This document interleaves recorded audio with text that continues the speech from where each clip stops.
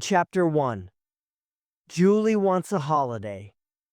It's a hot, sunny, lazy day in June, and Julie Thomas is painting outside in the garden. She stops for a while to drink some lemonade and have a look at Teen Adventure, a magazine for teenagers. The magazine has photos and stories about outdoor sports, and there are some advertisements for summer camps and study holidays. Julie turns the pages and notices an advertisement for a place called Holly Howe. The advertisement is colorful and exciting. There are pictures of some teenagers in boats, and others are swimming in the lake. There are more photos of people climbing and pony riding. There are beautiful trees and flowers around the camp. There are forests on the hills near the lake. All the people in the pictures are smiling. They're having a good time. Julie thinks, that looks like a fun place. She reads the advertisement. It says, "Stay at Holly Howe near beautiful Coniston Water in the Lake District. Swim, boat, climb, and go pony riding. Visit the beautiful towns and historic sites nearby. The food is excellent and the rooms are cozy and comfortable with beautiful views." This is a very nice place, Julie thinks. And it isn't very expensive. I can go with Diana. We can make some new friends and have a good time there. Her brother Paul comes into the garden. "Hey, Minnie Mouse, how are you?" he shouts and pulls his sister's ears. "Don't call me Minnie Mouse. I hate that name," says Julie. Julie and Paul don't look like a sister and a brother. Julie has brown hair and green eyes. She is not very tall and she has braces on her teeth. She is sensitive and intelligent. She likes painting and is especially good at painting landscapes. She is very shy and she doesn't have many friends. Her brother Paul has a lot of friends. He is tall, blonde, and athletic. His favorite sport is soccer, and he likes swimming and boating. He is very popular. Everyone wants Paul in their team at school. Sometimes Julie feels a bit jealous of him. Everything is easy for Paul. "What are you reading?" asks Paul. He looks over Julie's shoulder. "I need a holiday after the exams, and this magazine has some good ideas. There's a lovely youth hostel called Holly Howe. They have a lot of outdoor sports. I can paint landscapes, and I can make new friends," says Julie. "That sounds fun. Where is it?" asks Paul, looking at the photos. "It's in the Lake District near Coniston Water," replies Julie. "I think it's about 70 kilometers from here. Look at the photos, Paul. It looks like a beautiful place." Says Paul. "Coniston Water." He scratches his head. "I know that name." Chapter 2. The Mystery of Coniston Water. Later that day, Julie is sitting on the sofa in the living room reading a book. Her brother Paul is lying on the rug in front of the coffee table watching tennis on the TV. Suddenly he jumps up. "Now I remember," he says. "There's a mystery about that lake, Coniston Water. A girl died there a few years ago. I think she was about 16, the same as you, Julie. Some people say you can see her at night on the lake, a little white figure boating all alone. And there was something about a silver locket, but I can't remember the details." Paul stops. His sister's face is white. "What's the matter, Minnie Mouse? Are you scared?" he says, laughing. "Stop it. I don't want to hear this. You just want to frighten me. You don't want me to go," says Julie. "I'm not going to listen to you." "Okay," says Paul. "I'm only warning you." When you're swimming in the cold lake at Coniston Water all alone, Julie, and you hear a strange voice, and the ghost of the lake comes after you. He jumps on Julie suddenly and hits her with a cushion. "Ooh," he shouts. Julie screams. "Ah! Get lost, Paul! You're horrible! Leave me alone!" Julie and Paul's parents come into the room. "Stop it, you two," says Mr. Thomas. "What's the matter? Why are you making all this noise?" "Paul is trying to frighten me," says Julie. She looks at her brother. He sits and smiles at her. "Now, Paul," says Mrs. Thomas, "don't frighten your sister. What are you talking about?" "Mom," says Julie, "I want to go to Holly Howe at Coniston Water. Can I go, please? Please. I want to take a vacation before school starts again. Complete change. Somewhere in the countryside. And I can paint there. There are beautiful trees and flowers. Here, look at the advertisement." Mr. and Mrs. Thomas read the advertisement. "It does look nice, dear," says Julie's mom. "Yes, all right, you can go. But Paul must go with you." "What?" cries Julie. "Yes," says her dad. "You must both go." "You're too young to go alone, Julie." "But I'm going to ask Diana to go with me. I don't need Paul," says Julie. "No, sorry, Julie. If Paul doesn't go, then neither of you can go," replies Mrs. Thomas firmly. "That's fine with me," says Paul. "I want to take care of my little sister. She needs protection from the ghost of the lake." He laughs. "I don't believe in any lake ghosts," shouts Julie. She runs over to Paul and pushes him onto the armchair. Paul laughs and laughs. "Now, Paul, stop teasing your sister," says Mrs. Thomas. "I'm going to call the youth hostel and book your places. You can go next week."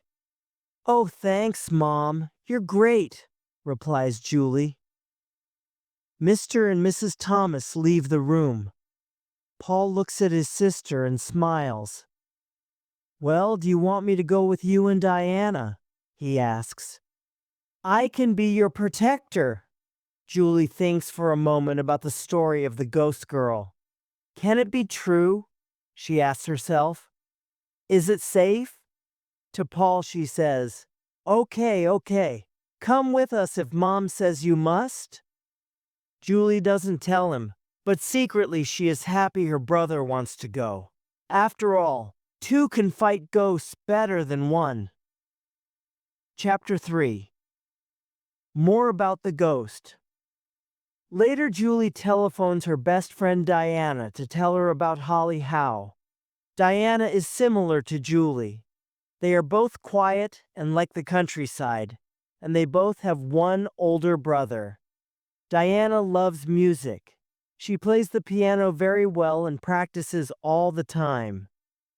"Hi, Diana. It's Julie. How are you?" "Great, thanks," says Diana. "How are you?" "I'm fine," replies Julie. "What are you doing this evening?" says Diana. "Well," says Julie, "I'm planning to go to a youth hostel in the Lake District," says Julie. She's very excited. "That sounds fun," replies Diana. "Where is it?" "It's at Coniston Water in the Lake District. It's called Holly Howe. There's an article in Teen Adventure about it. Would you like to come with me?" says Julie. "Holly Howe." "Yes, that's right." Diana is silent. "Diana," says Julie, "what's the matter?" Are you sure it's called Holly Howe?" asks Diana. "Yes, I'm sure. Holly Howe at Coniston Water. It's a beautiful place. It's on a big lake. They have boats and you can go climbing and pony riding." "Why? I think Holly Howe is—" Diana stops talking. "Holly Howe is what?" asked Julie impatiently. Well, people say that a girl died there a few years ago, replies Diana. What do you mean? Asks Julie. She remembers Paul's words. Suddenly she can feel goosebumps on her arms. There is a mystery about the lake, Diana continues. What mystery? Julie replies. Some people say Coniston Water is haunted by a ghost, Diana says. You can see it at night. It's the ghost of a girl and it always wears a silver locket, the same locket the young girl who died there had. What nonsense, laughs Julie. That isn't true. Coniston Water is very safe.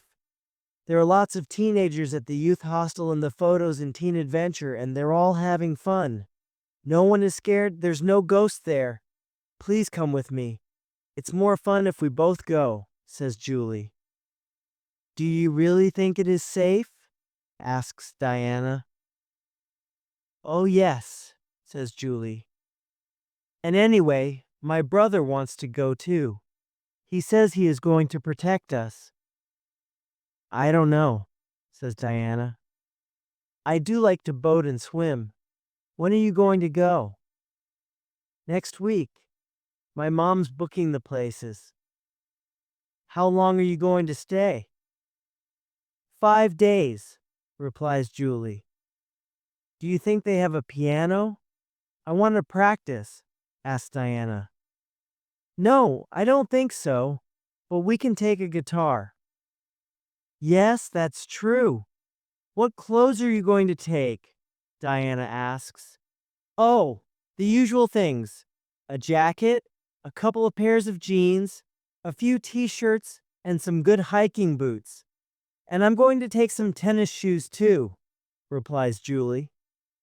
Okay, let me ask my parents. Hold on, Diana says. She puts down the phone. She's back in 2 minutes. Sorry, Julie, my parents don't want me to go. They say neither of us should go. They heard that Coniston Water is dangerous. They know the story about the young girl who died there. I'm sorry. I hope you have a good time. Talk to you later. Diana puts down the phone. A good time. Julie thinks to herself. I hope so too. I hope nothing terrible happens at the youth hostel. Chapter 4. Julie makes an enemy. Paul and Julie arrive at Holly. How the following week.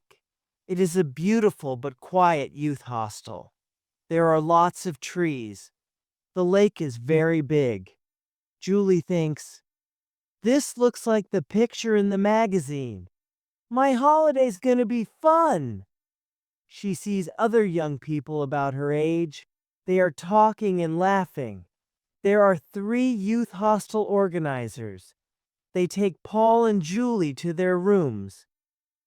Julie, Anna, Tessa, and Maggie, you are in room 13, says David. He is a tall, handsome 19-year-old. He is reading from a list of names. Paul, you're in room 9. Oh no, room 13, thinks Julie to herself. What had luck? Julie looks at her roommates. There are 2 dark girls with big backpacks. There is another small, thin girl with long blonde hair. She's carrying a large backpack and 1 small bag. They all go to room 13. There are 4 beds in the room and cupboards for the girls' things. There is a table and 4 chairs. From the window you can see the blue lake and the forest on the hills near it. It's beautiful here, thinks Julie. I can paint some lovely pictures. Tessa and Maggie, the 2 dark girls, quickly take 2 bunks together. Anna throws her backpack on the other bottom bunk. The only bunk left now is the top bunk. There are a lot of spider webs over the bunk. Julie looks upset. She thinks for a moment, then says, David, can I have the bottom bunk, please? I don't like spiders. David brushes the spider webs away with a broom. Julie is embarrassed. She isn't really afraid of spiders, she's afraid of heights. "I'm sorry, David," says Julie quietly, "but I'm afraid of heights too. Please, can I have the bottom bunk?" "Anna, Julie is afraid of heights," says David. "Can you please take the top bunk?" "But I have my things on the bottom bunk already," replies Anna. She gives Julie an angry look. "Listen, Anna, Julie is afraid of heights. Tessa and Maggie are friends and don't want to change. Come on, be kind. Give Julie your hunk." David smiles at her. No one speaks. Everyone is looking at Anna. "Okay," she says finally. She pulls her backpack off the bed and puts it on the top bunk. "Thanks, Anna, for taking the top bunk. You're very kind," Julie says, trying to make friends with Anna. But Anna doesn't reply. What a stupid thing to tell them, that I'm afraid of heights, thinks Julie to herself. This is not a good start. How can I make friends when my roommates all think I'm a scaredy cat? Chapter 5. Julie finds something in the lake. The girls start to put away their clothes. Tessa and Maggie are taking things out of their hags and chatting to each other. They are friends already. They go to the same school. Maggie pulls her jeans out of her backpack and a small plastic purse drops onto the floor. Maggie doesn't see it. Julie wants to make friends. She sees the purse on the floor and picks it up. "Excuse me, Maggie, is this yours?" she says, smiling. Maggie goes red. "That's my purse, don't touch it," she cries, grabbing it from Julie. "I'm sorry, I'm just trying to help," replies Julie. Maggie takes the purse quickly, but it is open and some syringes and small bottles fall out. "What's this, Maggie?" asks David. It's my insulin," says Maggie. "I'm diabetic." "But why isn't that written on your entry form? It's very important," says David. "I must go and talk to Sally about this." And he goes out of the room.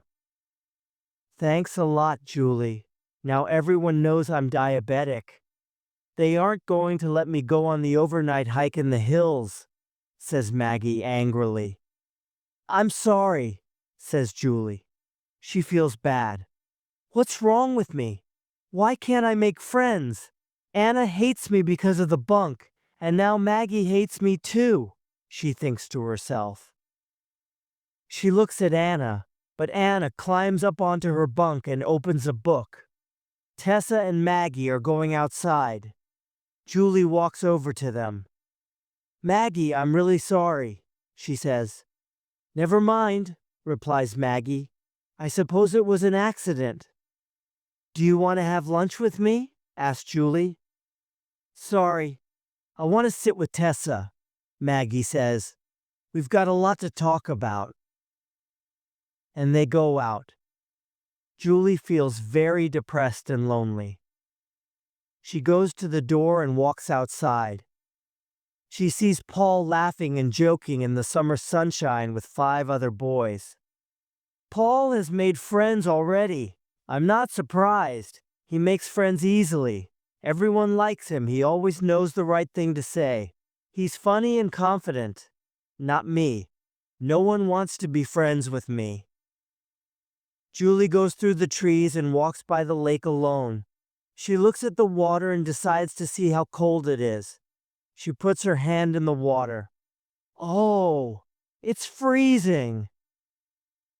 Suddenly she sees something shiny between the stones at the bottom of the lake. Something small and silver. What's this? It looks like a necklace. No, it's not a necklace. It's a locket. A silver locket. How pretty. She opens it. Inside there is an old brown photograph of a young girl. She is thin with long blonde hair. She is about 16 years old. That's strange, thinks Julie. She looks like someone I know. But who? She is puzzled. She tries to remember, but she can't. She tries the locket on. She looks at her reflection in the lake. It looks lovely, says Julie. I'm going to keep it. Chapter 6. A Scary Ride in a Rowboat. After lunch, Sally is organizing the activities for the afternoon. Okay, everyone, who wants to go out in a rowboat? She asks. 10 teenagers shout yes all together. Sally smiles. She's the water safety instructor at Holly Howe. She is 28 and very energetic and fit. She has a strong personality, but everyone likes her. She knows teenagers can sometimes do dangerous things. She takes everyone to the jetty and asks them to sit down. They must listen to the safety rules before they can take the boats out. Everyone must go with a partner. Everyone must wear a life jacket all the time. Never, never, never go out alone on the lake. Always stay in a group. Remember, the lake water's very cold. Be careful in your rowboats and hold on to the oars. Don't lose them. Don't stand up because the boats can tip over easily. Now, does everyone have a partner? No? Hurry up then. Everyone find a partner. The boys and girls stand up and choose their partners. Julie is left alone. Anna is alone too. Julie walks over to Anna and says, I think we are the only two left. Do you want to be my partner? Not really, says Anna. But I don't have any choice. Then Anna sees the silver locket around Julie's neck. Where did you get that locket? She asks, looking at Julie in a strange way. It was my grandmother's, says Julie. She doesn't know why, but she doesn't want to tell Anna the truth. It's going to bring you bad luck, says Anna coldly. Julie is angry. Why is Anna always so aggressive? She thinks. The two of them get into the rowboat and begin to row slowly. The other boats are moving quickly. Soon Anna and Julie are left behind. Julie tries to make friends with Anna again. She stops rowing for a moment. Listen, Anna, I'm really sorry about the bunks, she says. Can we be friends? I don't know, Julie, says Anna. Can we? Her voice is strange. Suddenly Anna moves to the middle of the boat. She takes her oar, and Julie's too, and starts rowing very quickly. The boat begins to turn in the opposite direction. Anna, what are you doing? Where are we going? Asks Julie. The other boats are over there. We must stay near them. Remember the safety rules. Anna doesn't answer. She looks straight ahead and continues to row. Anna, says Julie again. What's the matter? Can you hear me? The other boats are over there. She points to the other side of the lake. Anna still doesn't answer. Listen to me, Anna, please, shouts Julie. We're too far from the shore here. We must turn back. She is frightened now, and her voice is trembling. But Anna continues to look ahead. She isn't listening to Julie. Julie pulls her arm. Anna turns slowly to look at her. Don't worry, Julie. Nothing is going to happen. I'm a good swimmer, and I can manage the boat. I don't want to go with the others. I want to go to Hawkshead, she says. But Anna, replies Julie, Sally said we must stay near the shore. We mustn't go too far from the other boats. Are you afraid, Julie? Anna asks. She is staring at Julie. The wind lifts her blonde hair and there seems to be a bright light around it. Julie stares at her. I'm imagining it, she thinks. The sun and clouds are playing tricks on my eyes. She looks up at the sky. Black clouds are moving over the lake. A storm is coming. Julie thinks quickly. No, Anna, I'm not afraid. Okay, let's go to Hawkshead, she says. She doesn't want Anna to think she's a scared cat. They row for half an hour. The boat is in the center of the lake now. The sky is dark and a strong wind is blowing. It is raining. They can't see any other boats. Julie is really frightened. Anna doesn't speak. She seems to be in a trance. Julie doesn't care if Anna likes her after this trip or not. She wants to get back to the youth hostel. Anna, I want to go back to Holly Howe. It's raining, she says firmly. Anna, can you hear me? Stop the boat. Anna turns to look at Julie. Her eyes are dark and enormous, and her face is white. Her body trembles. The light around her is very bright now. What is happening? Thinks Julie.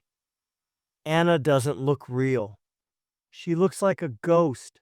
This must be a dream. Suddenly, Anna stands up and the boat starts to rock.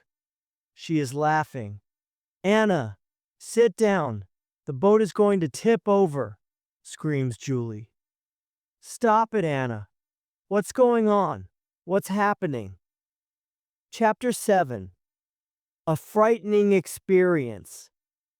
Suddenly, Julie is in the water. It is cold, very cold. Her clothes are pulling her down. She remembers that she isn't wearing her life jacket. Oh no, she thinks. I'm not a good swimmer. I must find my life jacket. It can keep me above the water. She looks around in the water for the life jacket, but she can't find it. She begins to panic. Then she remembers Anna. Where is she? Anna, she calls. Oh, I hope she's all right. I hope she isn't under the boat. She looks around desperately. There is an island nearby. Can she swim to the beach there? The island isn't too far, she thinks. I can try to swim to it. I can get help and we can come back and look for Anna.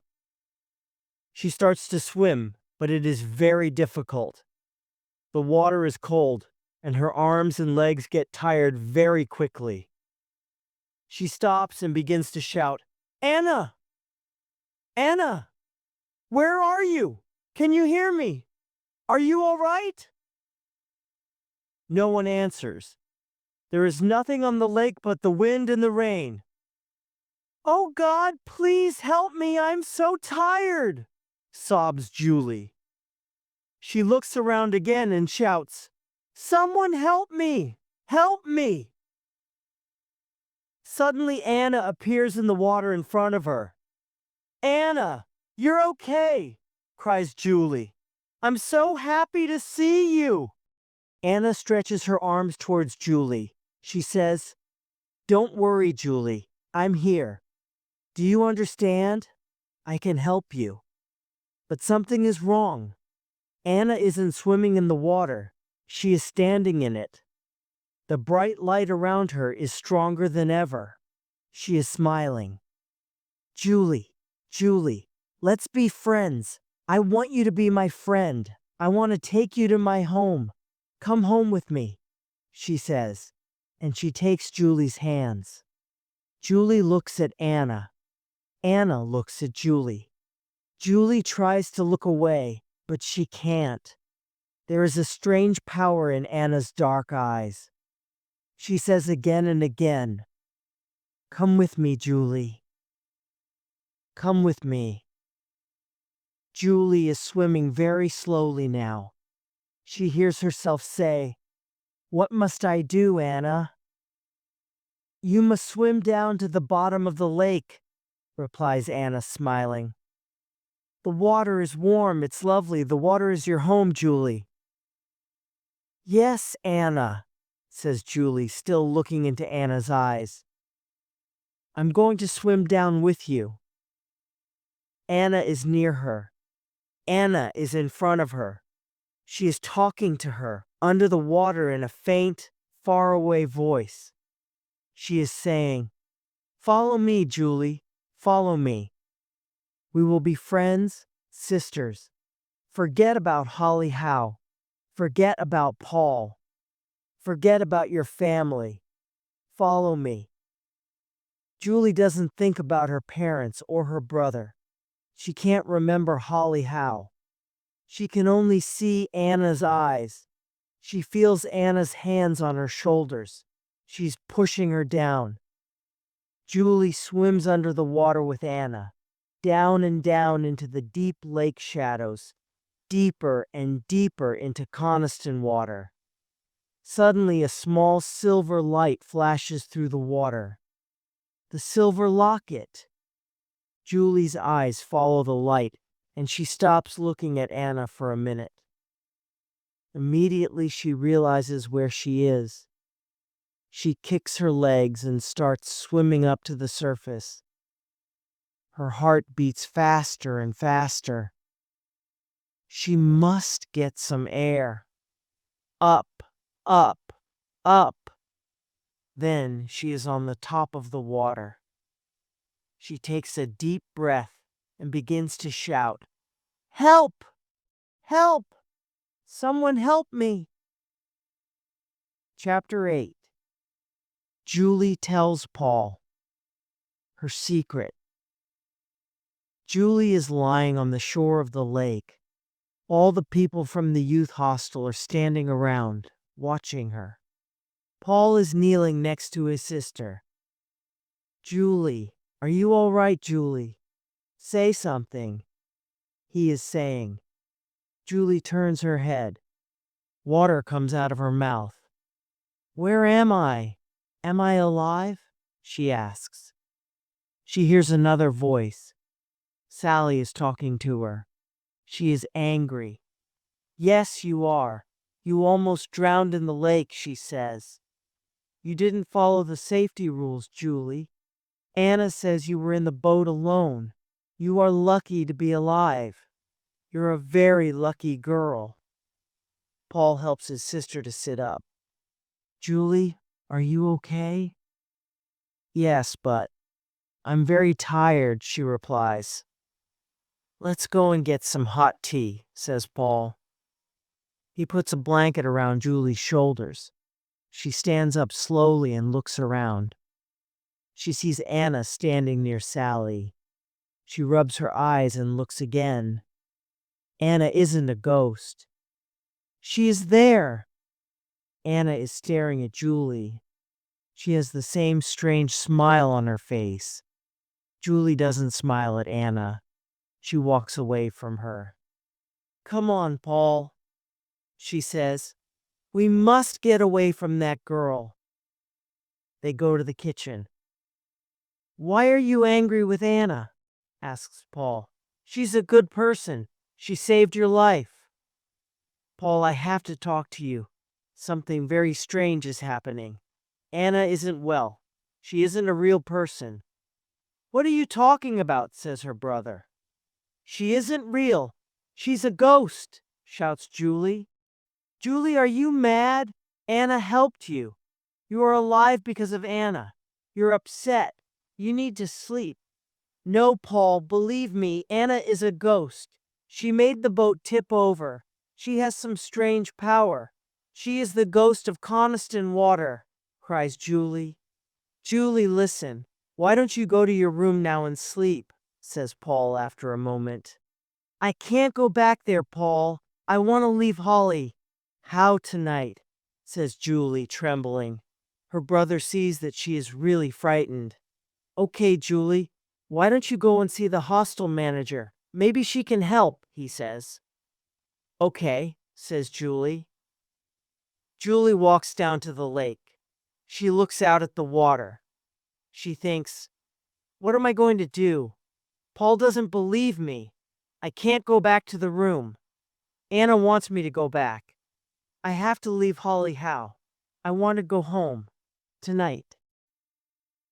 "Julie, Julie." She hears someone calling her name quietly. She turns round. Anna is standing next to her. She looks at Julie and says, "Julie, do you know who I am?" "Yes. You are the girl who died at the lake a long time ago," replies Julie. "Yes," says Anna. She looks into Julie's eyes. "Please come with me. I want to show you something." The two girls start to walk towards the boats. Suddenly, Paul arrives. He calls his sister. "Julie, Julie, where are you?" Julie replies, "I'm here, near the boats." Paul runs to Julie and takes her by the hand. "What are you doing here?" Julie says, "I don't know. Anna wants to show me something." "Anna, what do you mean?" says Paul. "Anna isn't here." Julie looks around, but Anna isn't there. "Oh, Paul, she was here.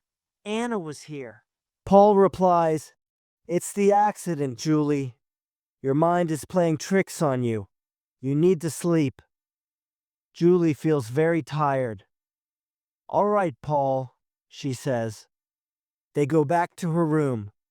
Julie says goodnight and walks through the door. "Julie!" It is Anna. She is standing in front of her. Chapter 9. Julie's Dream. "Julie, how are you? Are you feeling all right?" "Anna, what are you doing here?" says Julie.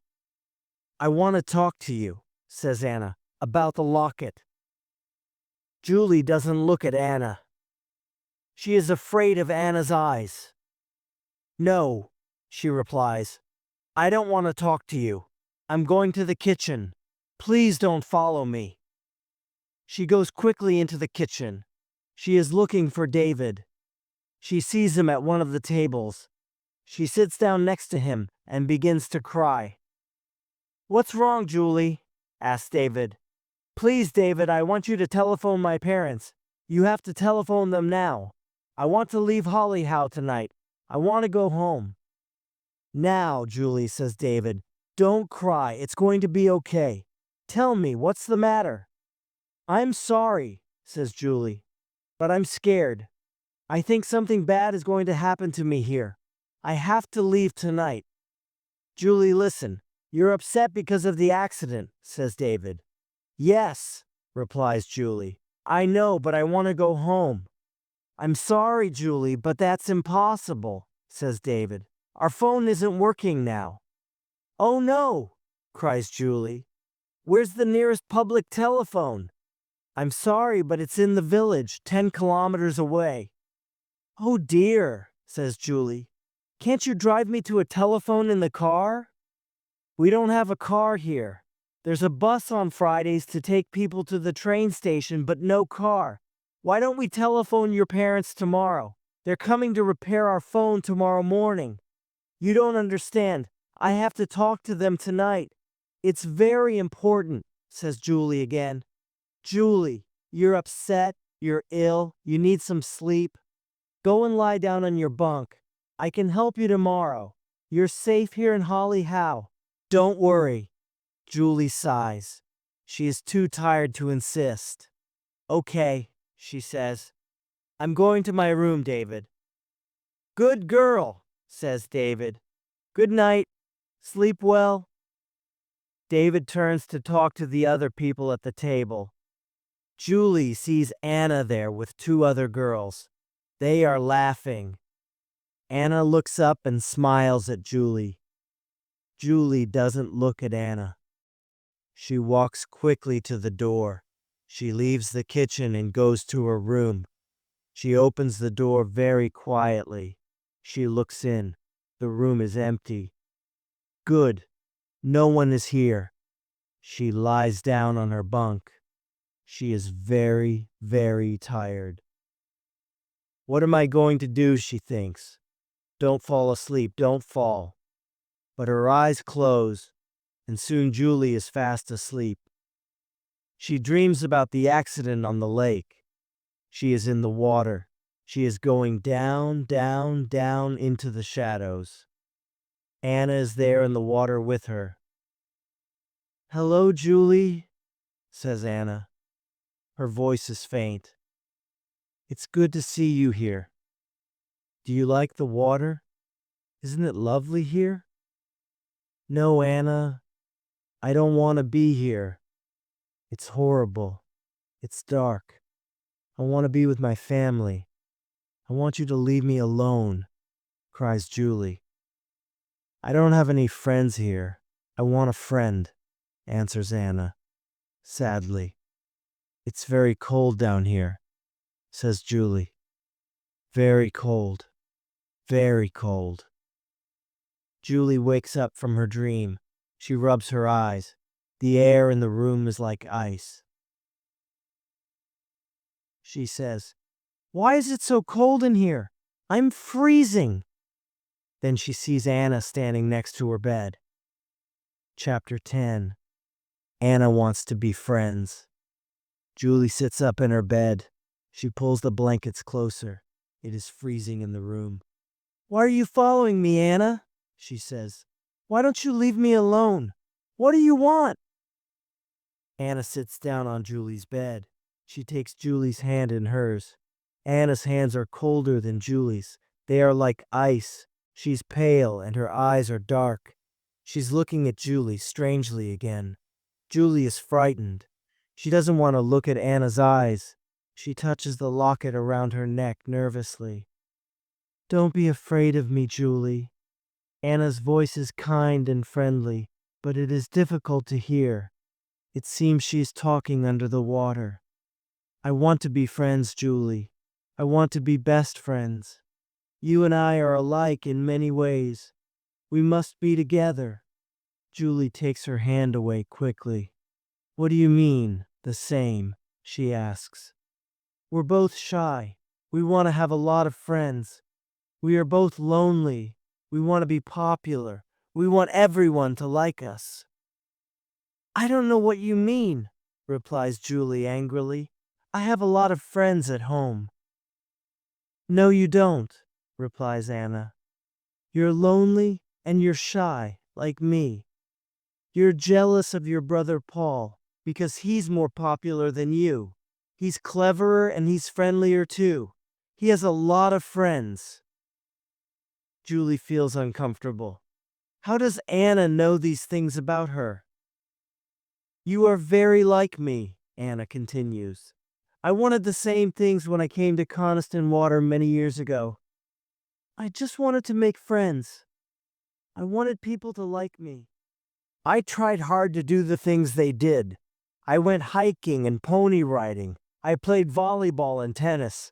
I was scared of the water and I couldn't swim, but I went boating with them. Oh, my story has a sad ending, Julie. A very sad ending." There are tears on Anna's pale face. Julie doesn't feel frightened now. She is curious. She feels sorry for Anna. She wants to know Anna's story. She says, "Okay, Anna, we can be friends. But first, you must tell me your story. I want to know exactly what happened to you here at Coniston Water many years ago. Can you tell me?" "Maybe you're going to be frightened," says Anna. "No," replies Julie. "I want to know. I must know." Anna looks over to the window and the lake outside. She sees something that Julie can't see.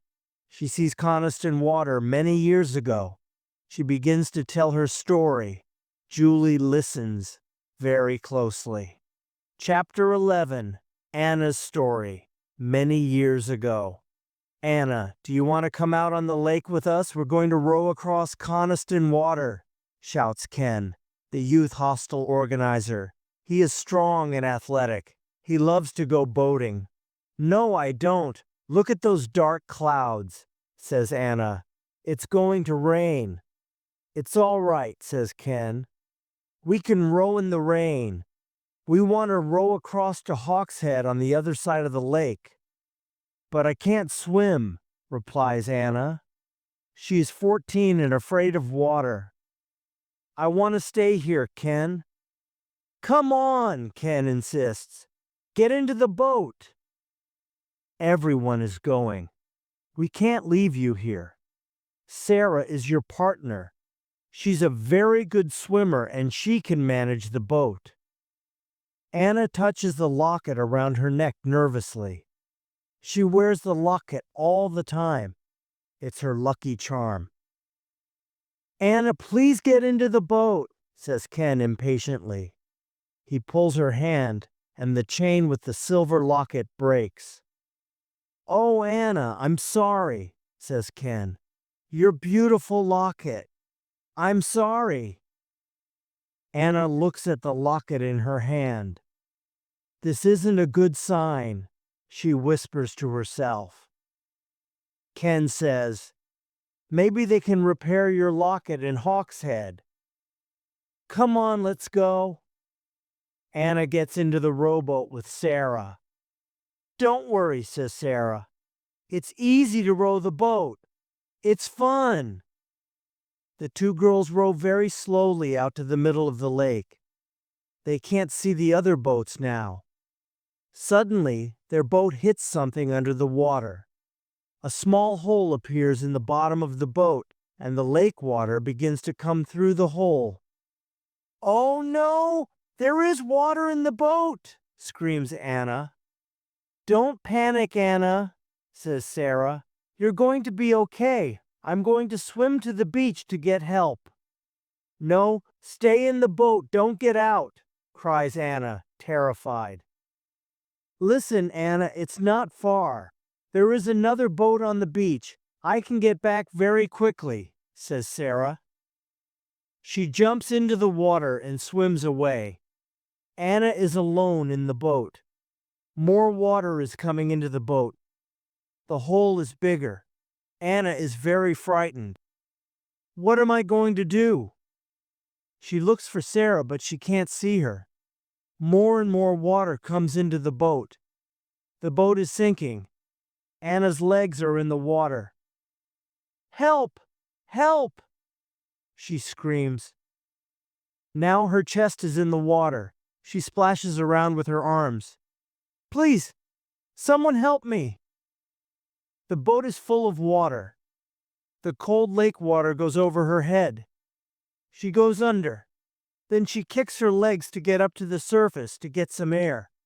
She sees Sarah in the distance. Sarah, help me! Help me! She shouts. 3 times she goes under and kicks back to the surface, but now her clothes are full of water. They pull her back down. She goes under a 4th time. She kicks her legs, but she is very tired and they feel so heavy, so heavy. Anna feels herself going down and down to the bottom of the lake. Her eyes close, her hands open, and the silver locket drops to the bottom of the lake. Soon, everything is dark. Chapter 12. Paul to the rescue. Anna, that is a very sad story, says Julie. You and I are best friends, says Anna. She isn't smiling now. She is very serious. Why am I your best friend? Julie feels nervous. She touches her locket, then looks at Anna. Anna's eyes are dark and strange again. She is staring at Julie. Julie tries to look away, but she can't. You know my secret, Julie. You have my locket. The person that has my locket must come and live with me in Coniston Water. You must live with me here forever. Julie is silent.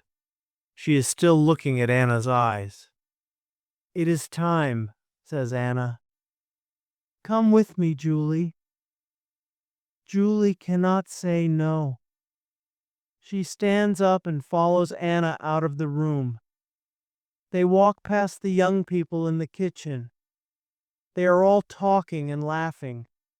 They don't notice Julie and Anna walking down to the lake. Anna is looking at Julie. Julie is looking at Anna. Anna is speaking quietly. Walk this way, Julie. Follow me into Coniston Water. Julie nods her head. Yes, Anna, I'm coming. I am going with you to Coniston Water. They go onto the beach. Anna steps into the boat. She says, Come and sit in the boat, Julie. Julie replies, Yes, Anna. She steps into the boat and sits down next to Anna. Anna says, Julie, pick up the oars. Row the boat. Julie picks up the oars and begins to row. Paul looks out of the kitchen window. It's almost dark, but he sees Julie in the boat. She is rowing the boat out into the middle of the lake. He runs outside. Julie! Julie! What are you doing? Come back! But Julie doesn't look at Paul. She doesn't hear him. She could only see Anna. She could only hear Anna's voice. Anna says, Row, Julie! Row faster! Paul runs onto the beach. He pulls a boat into the water and jumps in. Anna sees Paul. She shouts at Julie, Faster, Julie! Row faster. Row to the middle of the lake.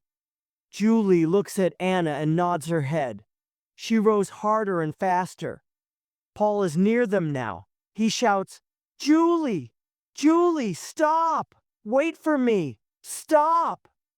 Julie turns her head towards his voice, but she is still looking at Anna. Anna says, Julie, it's okay. You're going to feel better in the water. You're going to be happier with me. Do what I say. Julie says, Yes, Anna. I am going to be happy with you. What do you want me to do? Anna tells Julie to stop rowing. She takes her hand and says, Stand up, Julie. Julie puts the oars down and stands up. Anna takes her hand. She jumps into the water, pulling Julie down with her. Julie doesn't try to swim. She can't do anything. She can only look at Anna's eyes. She tastes the muddy lake water in her mouth. She closes her eyes. Suddenly, Julie feels someone pulling her up to the top of the water.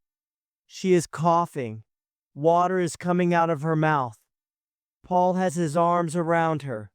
He is pulling her into his boat. He climbs into the boat and pulls Julie in after him. Hurry, Julie, lie down. Lie down in the middle of the boat. A strong wind is pushing the boat. Waves hit the sides. Paul tries to row the boat, but he can't move it. The waves are too big. Julie opens her eyes.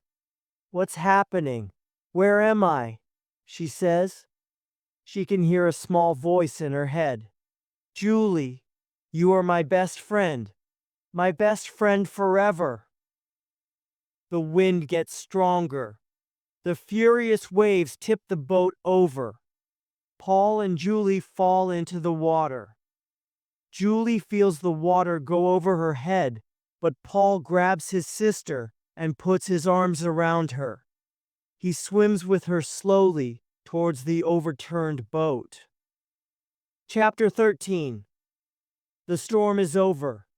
The wind is very strong and heavy rain is falling. Paul shouts, Julie! Come on! Hold on to the boat! Julie and Paul cling to the boat in the violent storm.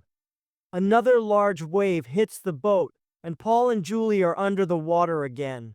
When they come back to the surface, the boat is the right way up. One oar is still inside it. Paul sees the other oar in the water and swims towards it. He throws the oar into the boat, then he climbs in. He pulls Julie in after him. Paul begins to row towards the shore.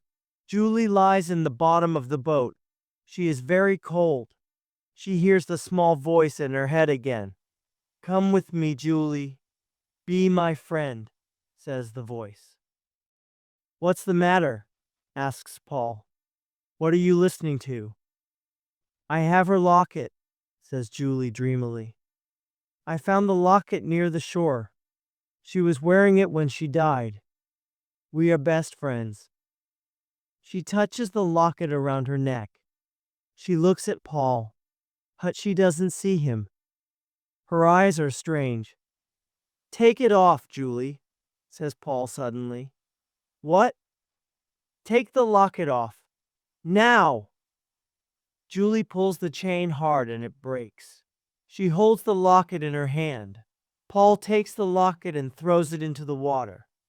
They watch it sink slowly to the bottom of the lake. Suddenly the wind is silent. The rain stops. The lake is calm. There are no waves now. Slowly the dark clouds move away, and the warm summer sun is shining on Coniston Water again. Paul and Julie look at the lake. Then they look at each other. They smile. I'm sorry. I didn't believe you, Julie, he says. You were right. There was something strange about Coniston Water. Yes, says Julie. Anna had a strange power over me. I can't explain it. I wanted to go with her. I wanted to jump into the water and go down to the bottom of the lake with her. So Anna is the mysterious ghost of Coniston Water, Paul says. Yes, says Julie. But we can't tell anyone. Who is going to believe us? The people at the youth hostel thought I was crazy when I tried to explain. No, they like you, says Paul. Do they? Well, it doesn't matter now, replies Julie. I don't care. I'm lucky to be alive. You saved my life, Paul. Well, I said I was here to be your protector, says Paul, laughing. I'm glad you are my brother, says Julie shyly and gives him a hug. Come on, little sister, says Paul. Take the other oar. We're going home.